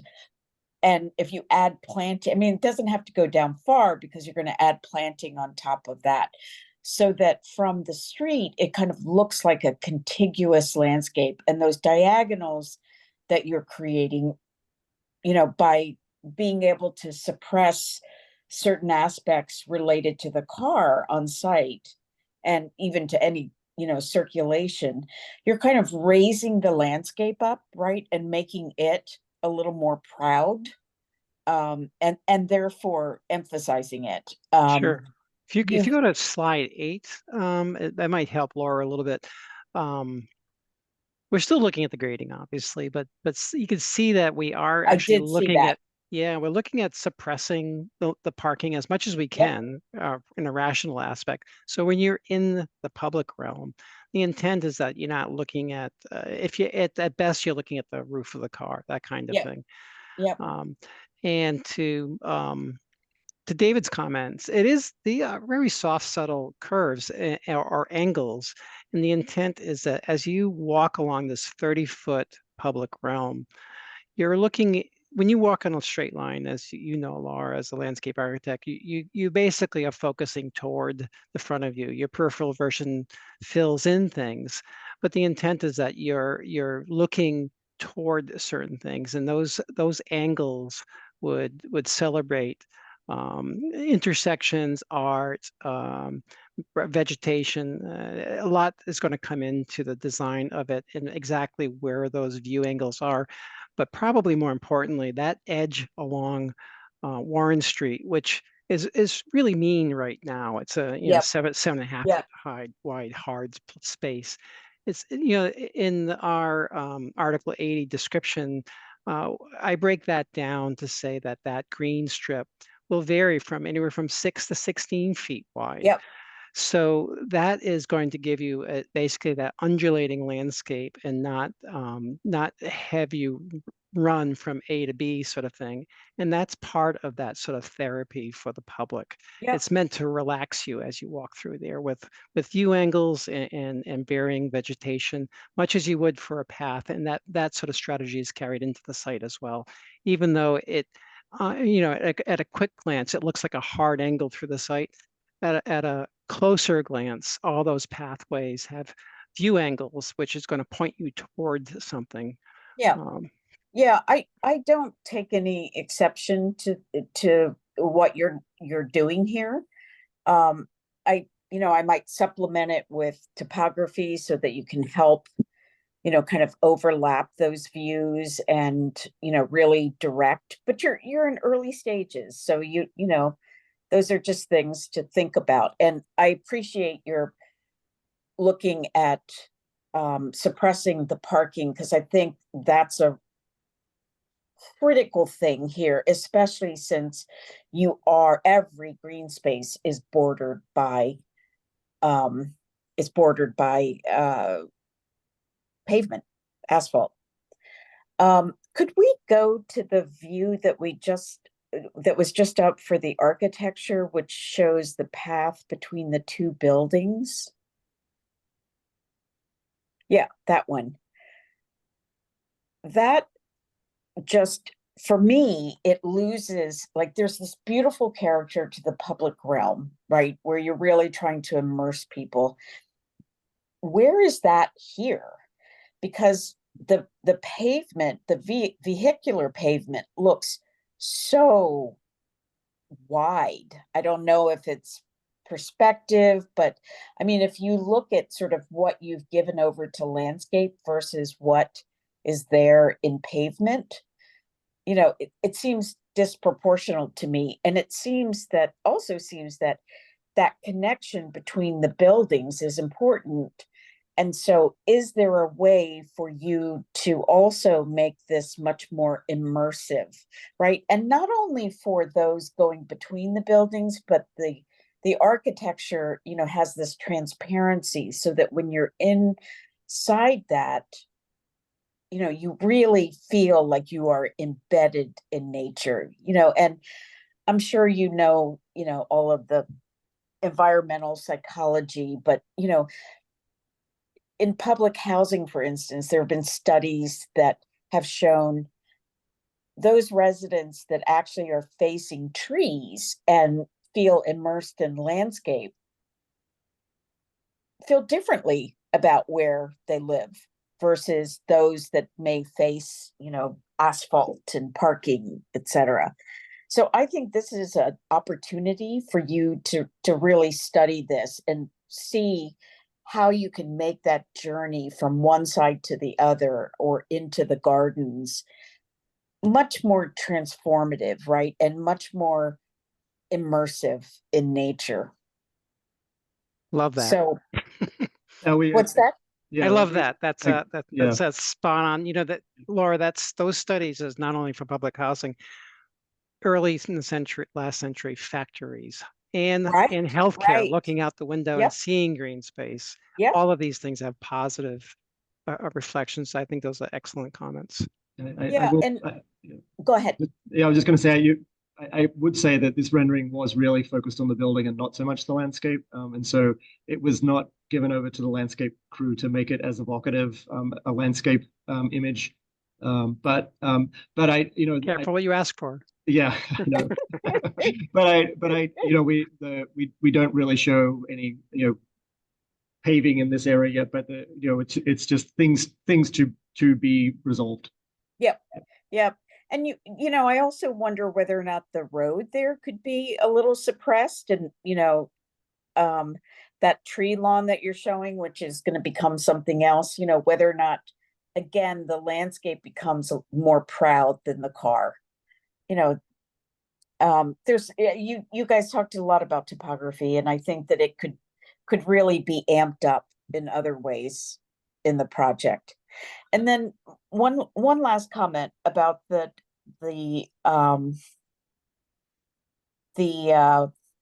two gardens that are between the buildings. Right now, there's that diagonal path that kind of separates the two spaces, and I get why. I do, but there is something that is really restorative about being able to watch kids play. Laura, do you want that diagram maybe? Yeah, that would be great.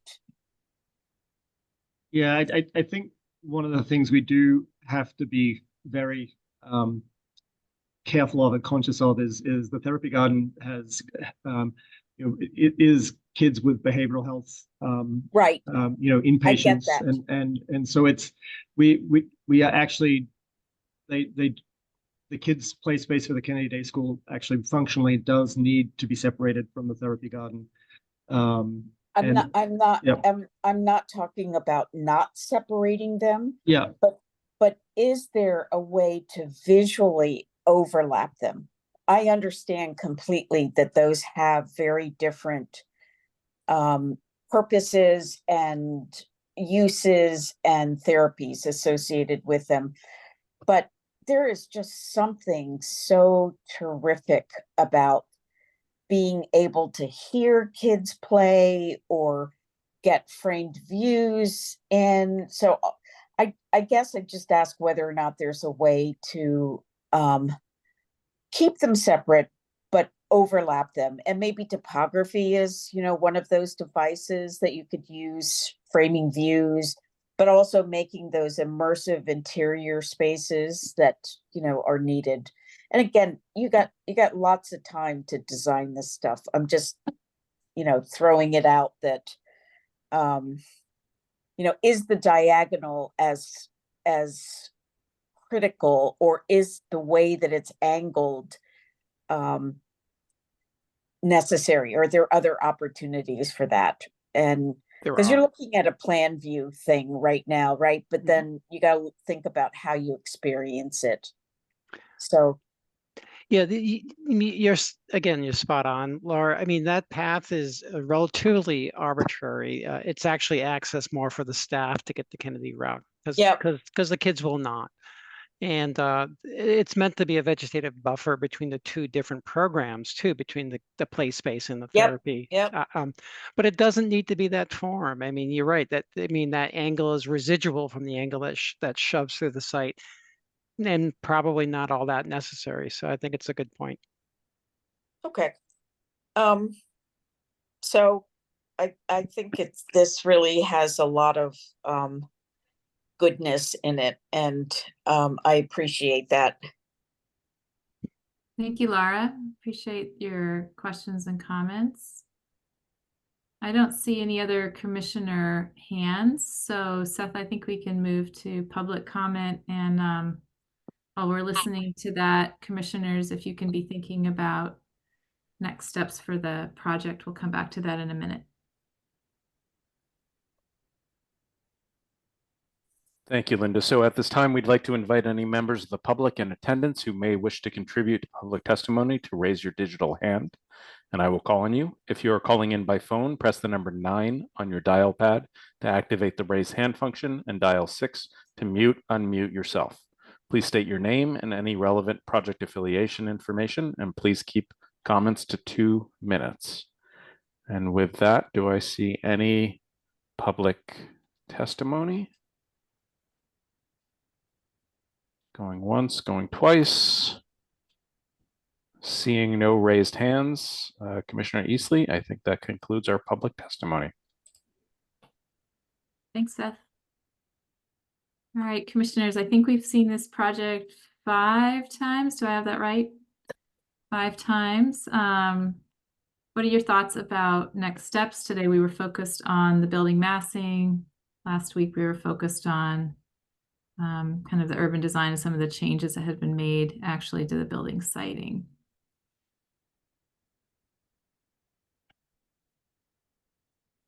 Hey, Linda, I'm ready to send this to full commission. I think there's some things to respond to. There was some great comments, and but they're not of a magnitude that we need to have another subcommittee. Thanks, David. Linda, I'd agree with that. I have one minor comment, but I think it's important to state. I felt that looking at the main pathway through the rain garden and some of the views that we perceive to be very bucolic and soothing were true, but I wondered about those spaces from the point of view of the target audience for this hospital, and that is children.